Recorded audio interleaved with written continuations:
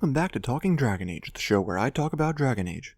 This episode is about Falon'Din, the elven god of the dead. His name, Falon'Din, literally translates to Friend of the Dead. In Dalish legend, Falon'Din is the twin brother of Durthamin, the god of secrets. The most significant tale about them together is about them playing in the woods as children, finding an old wounded deer, and Falon'Din carrying its soul into the beyond, what the Dalish call the Fade.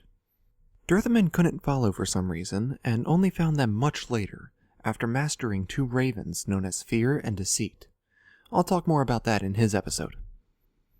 Well, according to Dalish legend, Falon'Din decided to remain and guide the dead, or those who enter Uthenera.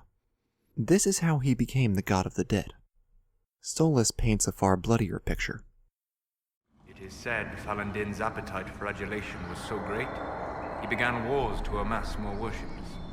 The blood of those who wouldn't bow low filled lakes as wide as oceans. Mythal rallied the gods once the shadow of Falon'Din's hunger stretched across her own people. It was almost too late. Falon'Din only surrendered when his brethren bloodied him in his own temple. One thing that stands out to me about this tale is that it's weird to me that Falon'Din got to keep being a god after all this.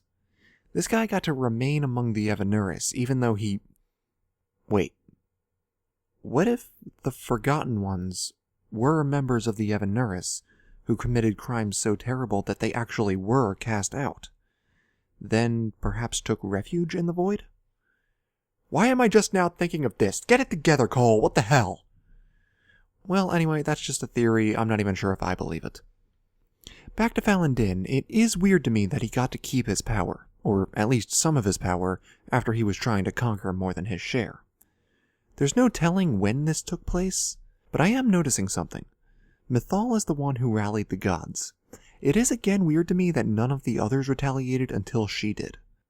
I mean, maybe she was the one who suggested they band together, while before they were just fighting on their own? Still weird. Well, the thing I noticed is that Falon'Din is the second god now with a first-hand account of Mythal taking an active role in stopping after they got a little uppity. Yeah, she is totally the mother of rebellious children, isn't she? Well, I'll come back to that. Nearby in the Temple of Mythal, we can find a song to Falon'Din. This is another text that dates back to Elvenon, so this bears a lot of weight. The people swore their lives to Falon'Din, who mastered the dark that lies, whose shadows hunger, whose faithful sing, whose wings of death surround him thick as night. Let Thenavir, Master Scryer, be our guide through shapeless worlds and airless skies. Let's work backwards for this. Shapeless worlds and airless skies sound like the Fade, perhaps even the deepest parts of the Fade where Falon'Din was said to take the souls of the dead. The term sky is used a lot in Elven legend to represent the Fade pre-Veil. Lethenavir, Master Scryer. At the time of this video, the wiki states that Lethenavir means Friend of the Dead, citing this Origins Codex entry. However, Din definitely means dead, so it stands to reason that Falon is what means friend. Lethenavir might mean leader, as in one you follow, given that Leth is the prefix of Lethalin, and Vir means the way. It then says, Master Scryer be our guide. Scrying has no definitive definition, but it usually relates to clairvoyance of some sort, which makes sense if he is guiding the dead through shapeless worlds and airless skies. Now, wings of death surround him thick as night. Considering the elven god's relationship to the shape of a dragon and Falon'Din's association with death, both as a guide and as a reaper, I think this is pretty self-explanatory. The thick as night is interesting. It could relate to Lusican, the old god dragon of the night. Falon'Din is often associated with night. He is repeatedly mentioned as being unafraid of the dark, his patron animal is the owl, etc. That connection is expanded upon with the constellation Tenebrium, which names the two gods directly. However, of course, this is just a theory. Me personally, I don't believe they are one and the same, although they may be connected. His shadow's hunger. I assume this is referring to how he wanted to increase the shadow of his influence, although it may have a darker meaning, because he mastered the dark that lies. Lies is in present tense, although mastered is in past tense. He didn't defeat it, he utilizes it. At least he did at the time this was written.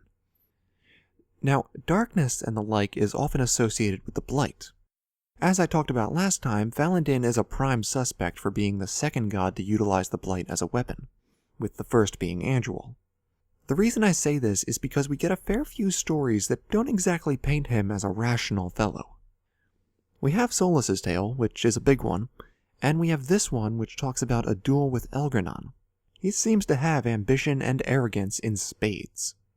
It's the same old tune. Let's play with magic we don't understand. It will make us incredibly powerful. Truthfully, any of the gods could have utilized the Blight in any order. I just think Falon'Din fits the profile for the second one. He's basically thinking, my sister was weak, she was consumed by it, I can control it. Oh yeah, since he and Durthamin are thought to be the first children of Elgranon and Mythal, that makes Andual and Solas their younger sisters. Of course, the whole familial relation thing could potentially be a fallacy, or it could be figurative, but I am inclined to believe that at least Falon'Din and Andual are the children of Mythal and Elgranon. A big reason for that is this codex entry here. It explains that Elgranon and Falon'Din were having a major dispute and perhaps were on the brink of war. Mythal stepped in and said to choose champions and have a duel. I don't understand the intricacies of ancient Elven politics, so let's just go with it. Well, one warrior wore black and the other wore gold. It doesn't say who was with whom, but I'm pretty confident the one in black was with Falon'Din and the one in gold was with Elgranon.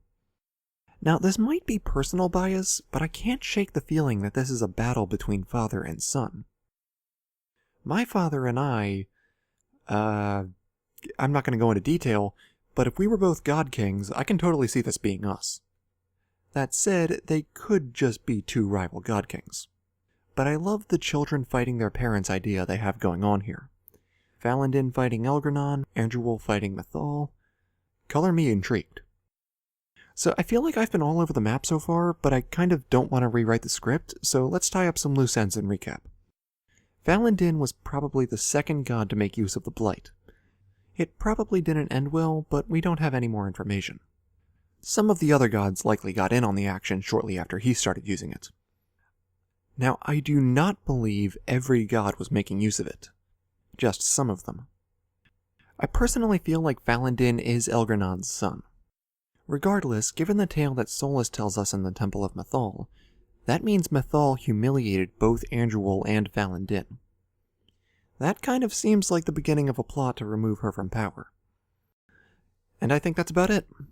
Falon'Din is an enigma, like so many of the elven gods, but based on what we can tell so far, I'm very excited to see what role he plays in the future. I mean, look at this fan art. Tell me this doesn't have boss battle written all over it. So that's it for now, guys. Thank you all so much for watching. Don't forget to comment and like, and remember, Tala Nadas.